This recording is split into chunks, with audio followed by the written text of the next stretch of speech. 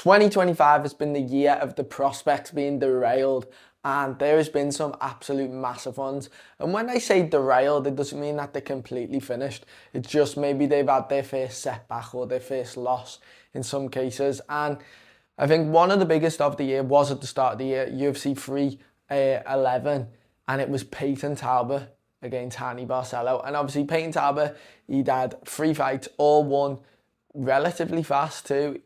Big knockouts as well. And Hany Barcelo is kind of this vet who everyone expected Peyton Talbot to just walk through. And Hany Barcelo kind of out-wrestled him, out-dogged him. And he was like, I think he was like a plus 850 underdog. So he was a huge underdog. No one expected it. Everyone expected Peyton Talbot to come out, knock him out in the first round. And he never. Good on Peyton Talbot though. He came back and he beat Felipe Lima in a pretty competitive fight as well. But he showed his grappling was much improved compared to this Hany Barcelo's fight.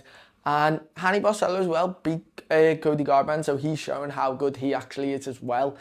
So that loss hasn't aged too badly, especially Peyton Talbot coming back. And I do think he can go on to do a lot of other good things in the division. He's got amazing striking, and now he can work on that grappling and avoid that takedown defense and try his best to not be on the ground. And even in the Felipe Lima fight, to be honest, he was taking Felipe Lima down at some point and out grappling him, even though Felipe Lima was meant to be the grappler of the two. And I actually thought Felipe Lima was going to win that, but Peyton Talbot easily won it. On to the next one, and this is probably the most famous one, and I don't want to say most embarrassing one. It's kind of like the one where a lot of people were satisfied when this guy lost, and it was at UFC Iowa. Bo Nickel getting beat by Rainier Derrida. And in my opinion, we're going to talk about 5 today. 5 different people who've been beat.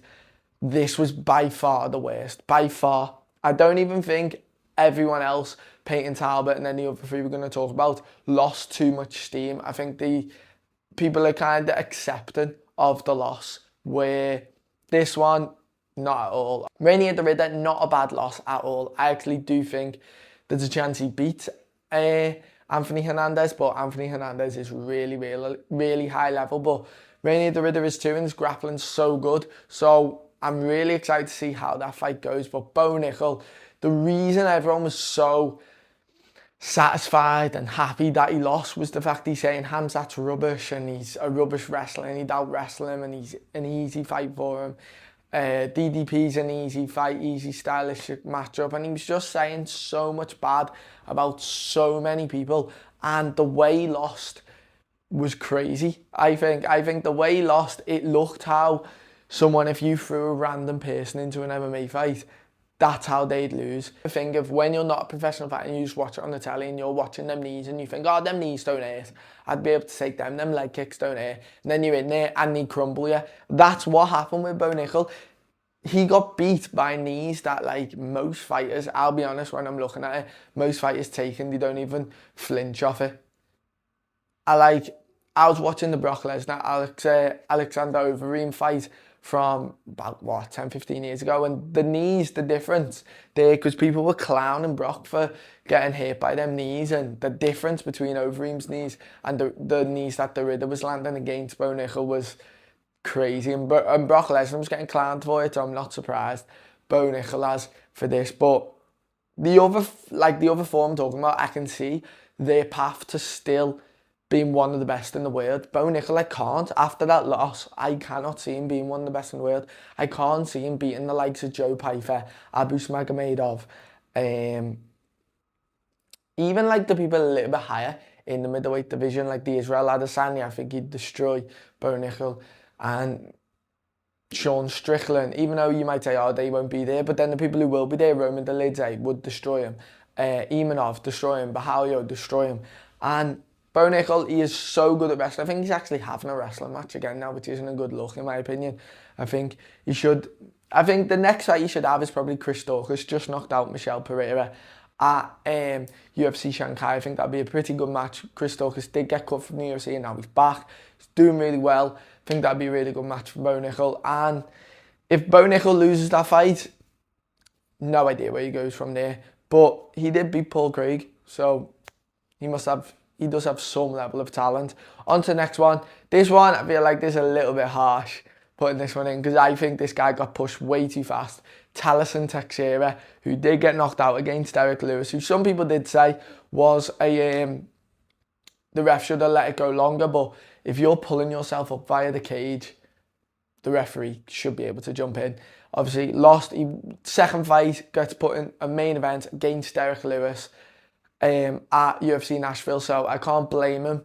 To be honest, I don't think this is too bad of a loss, but he was a really hyped up prospect, and I think he is still going to be really good. Obviously, 6'7", heavyweight, got great striking, and he's got pretty good jiu-jitsu as well.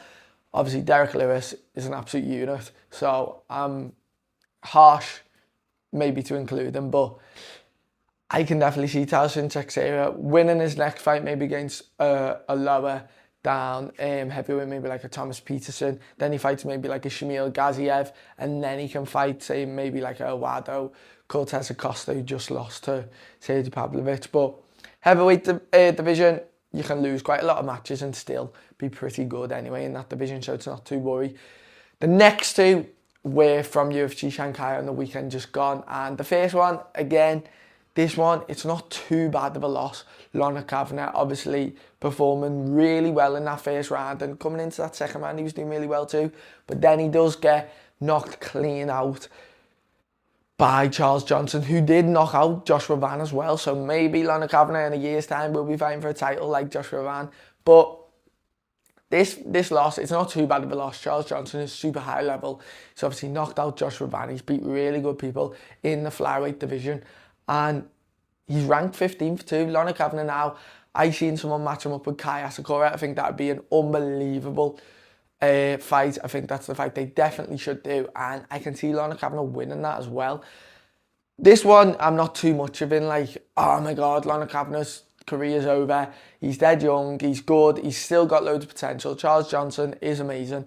And maybe you're saying like, oh, this is a bit harsh, but like Bo Nickel had all them wins, and Rainier the Rid is also really good as well. But it was the way Bo Nickel lost. Bo Nickel didn't look good at all, really. And Bo Nickel too, in his other fights, he hasn't looked that good. Where Lorna Kavanagh definitely deserved the hype. His hands are so good, and he's got fast kicks. So can't wait to see his next fight. I hope it's Kai Asakura. If not, maybe someone just outside the rankings. I don't want him to drop too much. But I am very excited for his next fight, even though he did get knocked out. I've still got the hype for him. I still think he'll be really good, and I can see him being a top flyweight in the future. On to the next one, same again. I can see him still being a top light heavyweight in the future. Zhang Mingyang. I absolutely love Zhang Mingyang. I think he was the scariest fighter in the whole of the UFC. Obviously, Khamzat Chimaev took that crown now, especially after Zhang lost. But the way Zhang lost, it's not too much of a bad loss. Like, Johnny Walker comes out, goes to take down Zhang, just keeps control of him for ages then. But the leg kicks, Johnny Walker was landing a couple of sneaky ones in the first round, and the second one obviously crumbled Zhang with it, and just shows the power of the calf kicks, even at the highest level, the highest weight classes, sorry. And Zhang Mingyang, look, he's an absolute finisher. So I can see him coming up, fighting in maybe the next China card or before the end of the year, and knocking someone's head completely off. So I definitely think that'll happen. I think him versus Alonzo Menafield would be a good fight next, or I'm not sure, it's hard, or maybe Umar Sy. I think he's fighting at Paris, so if he wins that, then maybe he can fight Zhang Mingyang. I think that'd be a good fight, maybe on the December pay-per-view. I think that'd be pretty good. But Zhang Mingyang, he's obviously an absolute unit. He's got the crazy knockout power. So I can see him coming back, win this next fight by first round knockout, and the hype will be completely back. A lot of these are bumps in the road. Peyton Talbot was clearly a bump in the road. He come back and won. Bo Nickel, we'll see. His one is the big one, I think, because his one, he got completely outclassed with Taliesin Teixeira, Zhang Mingyang and Lorna Kavanagh. They all got knocked out. Peyton Talbot did get outclassed as well, but then he come back and showed that he has improved. If Bo Nickel can do that, then the hype's completely back. But let me know who else you think has had their hype derailed, and Who do you think out of them 5 can come back and be the best? I think out of them 5, probably Lorna Kavanagh is going to go the way. But I think Taliesin Teixeira and Zhang Mingyang, just because the state of their division, especially Taliesin Teixeira, can go pretty far just because the level of competition isn't as high as the flyweight division. But let me know in the comments and I will see you later.